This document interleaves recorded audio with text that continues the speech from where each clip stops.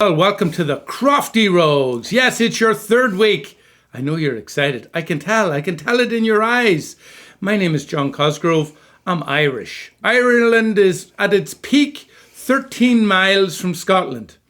Where he's from, it's a bit further. I'll let him explain. G'day. My name is Stephen Quinn. I'm from Australia. I don't know what the closest place to Australia is. Possibly New Guinea? Darwin? Darwin's in Australia. New Zealand? Darren was in Australia once. Darren, yes. Okay, very good. And we are here to talk about Men in Kilts. Now, in our civilian lives, we are the Crofty Rogues. Check it out, it's a podcast. But because of our relationship with the Celtic Croft... It's intimate. We are the Crofty Rogues. See? We replaced an A with an O. Vowels, if you will. And we are going to talk about Men in Kilts, Sam and Graham from Outlander. And they love putting little clips of Outlander in there to give context to what they're doing in Scotland. They do. And I love the opportunity to say, Outlander. And the premise is they drive around Scotland in a van. That's not an Outlander. There it is. And the first episode, they talked about food and drink. The second episode, they talked about sports and games. And then we were like, what else is there to talk about besides food, drink and sports? Thinks to himself, song and dance. So it's a more cultural episode this week. So it felt a little more solemn. Solemn? Would that be a word? Oh, I wouldn't say solemn. No. Protestant? That's just me. I'm not going there. No, he's not, but I might later on. Yes, I thought this week's episode was a little more focused on Sam and Graham's sort of dynamic as they were driving through. There was a little bit of interaction with the people, of course, as they normally is, but they really make the show, don't they? No, they're absolutely wonderful. And their journey today, I'm going to look down at my notes, they started with some Gaelic singing in Glencoe. And I have a story about Glencoe. Let me just get this guy's name right. Gilbrige Macmillan, who is actually in Outlander, and he sang them a song in Gaelic. John's Glencoe anecdote. Here we go. When I was 11 years old, I left home for the first time. And we went on a youth club trip to Glencoe, Scotland. And I remember driving through those wee roads with the big hills, mountains on either side. And then we went skiing on the nursery slope. Cracking story. Just absolutely outrageous. Can't wait for the film version. What did you think of the Gaelic singing? Well, I grew up in a country that also has Gaelic, except they called it Gaelic. Yes. So if you're eating garlic while speaking Gaelic, but you want to call it Gaelic. Well, it's kind of a cross between Gaelic and Gallic, which was, French. Old France, yeah. Yeah. Well, we're all Celtic at the end of the day. Celtic Croft. Get all your Celtic and Gaelic needs there. Kilts and stuff.com. Have I got that right? I think you have. Kilts and stuff. So there they are in Glencoe, Gaelic singing, getting them off to a good start. A nice little, very cultured feel about that whole thing. Yep. There was a smoky fire, he's eating porridge. And once again, immaculately dressed. And Scotland looking immaculate without the rain. Yeah, and I said this last week, it is a Valentine to Scotland. It's just the most gorgeous place, and they shoot it beautifully, and it's very aspirational. You're sitting there going, I want to go to there. Well, as I was watching it, because I've been there, Glencoe, let me tell you a story. Skiing story. I was listening to the tin whistle, which I, of course, would recognise. And it just so happens that I have a whistle. No, I'm just kidding. But I can't play a tune on it. But I was feeling a little, what is the word when you're not quite homesick, but you're nostalgic for melancholy? Time? I was melancholy. Were you in an emotional dwell? Did you have a strange and foreboding sense of That's ennui? her other video for the therapy clinic, remember? All right. So they left Glencoe, and then they went to Doon Castle. Doon! They were up in Doon. That's very good. So to speak. And that was featured in Outlander. It was. I think it's actually in the show. It's Graham's home. It's pretty fancy. It is. Yes. Just a quick word about Graham. I was flicking through Netflix the other night as I was because I was bored. And I found a documentary about the Led Zeppelin album 1V. Otherwise known as 4. And he was presenting it without a beard. He looked rather dashing, but with the beard. And by the way, How dashing did they look in those kilts this week? Oh, good call.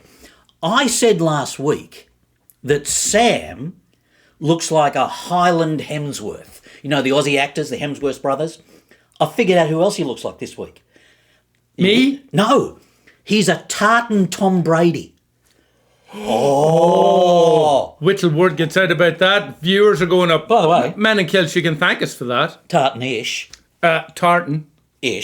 Legit. From Celtic Croft. All right, so let's get back to the thing. Yes, I'm looking at my notes. So there they are, song and dance, but then Yep. they get on to the battles where they're dancing around the swords. And I don't know if you know much about Scotland in battles, but a lot of their dancers must have kicked the swords before they went into battle. Well, explain that. They do the little cross swords thing, and as they're doing the dance, apparently in the olden times, it was a warm-up to Like get 3 weeks ago. instead of, it's ancient stretching, let's put it that way. That's how you warmed up before you went into battle. And if you nudged the sword, you were going to get wounded. If you kicked it, gone. Now, what was interesting is the young lassie, Keris. Clarice Jones. Now, Keris. now there's a Welsh name, Keris. like the lead singer of Keris and the Bandwidths. They were Welsh, but she was very Scottish. I love that blue and white Yeah. tartany get-up she had on. She looked fantastic, and the two guys were in their formal, I don't know the word for it. They had the Bonnie Charlie but they had get-up. the wonderful formal jackets and the sporrans That's on. the Bonnie Charlie outfit. Well, I'm not saying it's not. They looked fantastic. They did. It's a very impressive look. I was watching it with someone else who said, I Yes. wonder if you would wear a kilt with that sort of tuxedo. And then there was a long pause. I think it was time for the commercial break. Okay. You would, though. You'd wear a kilt. Have we spoken about the bagpiping? Because I have an interesting history with bagpiping. After I went to Glencoe in 1982, later on, I was in St. Paul, probably about 3 years ago. I was emceeing It's a bit of a leap. a bagpipe concert. And the mayor of St. Paul, one Yes. Mr. Chris Coleman, is a renowned bagpipe player. Take what? Yes. Just when you thought you knew everything. There's a lot of bagpipers in this town. There's a college here called McAllister that has a whole bagpiping class. But I'll tell you what, nobody does it like the Scottish. I particularly like the lad who was playing the bagpipes who turned out to be a distant relative. That was a nice moment. Yes, he was his relative was one of Graham's relatives think- back in the mists of time. Well, they call him the youngest ever clan chief. But he told this story too, that the pipers used to lead, the troops or the men back in the old days, I don't know if they were called troops, into battle. But in the Second World War, when they landed at Normandy, the pipers were going up and down the beach, piping. And the Germans were so shocked by this, they stopped shooting. Yeah, because they're like, what is What he the- doing? That man must be Scottish. Yeah. Well, they were right. So good for him. He became a bit of a legend. I'd also just like to point out that bagpipes are very prominent in one of the greatest Australian rock and roll songs of all time. The great Australian rock and roll band AC/DC, otherwise known at home as Acca Dacca, with their song It's a Long Way to the Top if you want to rock and roll. If you've turned it off, tune back in 5 minutes. Or, as you say at home, if you grew up in that era, you sing it, It's a Long Way to the Shop if you want a sausage roll. Wow. Yeah. My Glencoe story Beats was the that. hell out of your skiing story. Well, let me tell you. He's Angus Young, isn't he? Angus Young from AC/DC. He must have Scottish heritage Yeah. with a name like that. Oh, yeah, totally. They also highlighted there's 70,000 Gaelic speakers or Gaelic speakers or whatever they said in Scotland, which is roughly the same number of Gaelic speakers in Ireland. And there is a very strong semblance and relationship there between the two languages. Actually, I was going to ask In you that I this. don't understand either of them. Ní higam os Gaeilge, which means I don't understand Gaelic. I was going to ask you this, that as they're showing the countryside of Scotland, I know Ireland is not as mountainous, or is it? It is down in the southwest corner. Okay, but did you get flashes of home Oh, when you yes, see that? very much so. Very Okay. much so. Especially when you see that green moss on the side of the mountains. Oh, it's fantastic. It is fantastic. Now, I noticed when they went into Edinburgh, Yes. there was this lovely grey mist. That's what I associate with Scotland. That sort of low-lying, misty, soft rain. So they probably wake up in the morning and go, it's a lovely, soft day.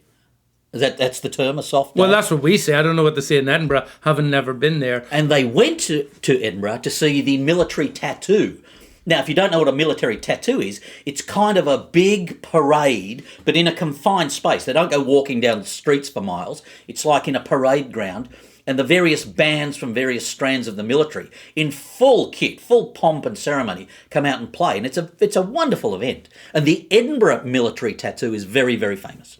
Nothing to do with ink on your arm or your arse or anywhere else.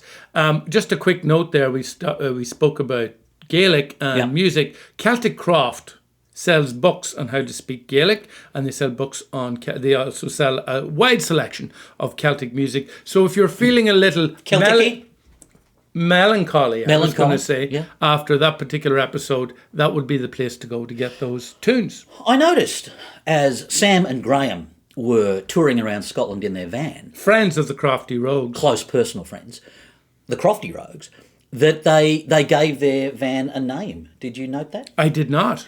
They are now calling the van Bog Myrtle. Which is a great segue, because when they were talking about Bog Myrtle, they mentioned midges. Yes. Midges were the bane of my existence growing up. Okay. Because midges are found in peaty soil, around peaty soil. And of course, I grew up, like we discussed before, cutting turf. Peaty soil was the neighbourhood bully, wasn't he? He was. When we'd be cutting the turf, and just as the sun's setting, a bit like here in Minnesota where you get mosquitoes there at dusk, the midges come out. And to quote my father, they would eat you alive. It was another thoroughly enjoyable episode. Oh! We almost forgot the tartans. You do the tartans, and then I'll tell you what I came up with. Go on ahead. No. This is a closing number. Okay. Ian McGalloway hunting ancient formal kit with the Piper's plaid. Sam and Graham in full formal Bonnie Prince Charlie attire with Wallace hunting kits. Freedom, they said, as they put them. And they were prancing around and dancing as well in those. And at the Ceilidh. Now, I love the word Ceilidh. I only found out when I got the research for this show how to spell Ceilidh. I first heard the word Ceilidh in the Scottish film Local Hero from 1983, which is one of my favourite films of all time, and I've never known how to spell the word. Well, they spelt it wrong, because there's a G in there. Oh. Just so you know. Because we use the word Ceilidh. So if I was going over to visit you at your house and we were going to sit around and drink cans of McEwen's or Tennant's or Younger's Tartan or Belvini 12-year-olds. Or Belhaven Scottish Ale. Yes, we'd be having a Ceilidh. Here's how I believe Ceilidh is spelt. Ceilidh. Where do you put the G? Before the D. Okay. All right. Irish just love throwing the G's in there. Okay. Fair enough. And then at that Ceilidh, Sam wore a red modern kilt. Oh, you are like doing the red carpet at the Academy Awards. And you know what? I said to Graham, I said, who are you wearing? And he said, I'm wearing McDonald Ancient Tartan. That's your new gig on the E! Entertainment Channel. Kilts. Here's the thing I want to close with? Yeah. Now, I haven't planned this very well, but I've noticed that on all the episodes, they end up, because they're completely spent from their day of cultural immersion, that they lean up against their van, Bog Myrtle, looking tired and spent, and they break out their little flasks and they have a whiskey.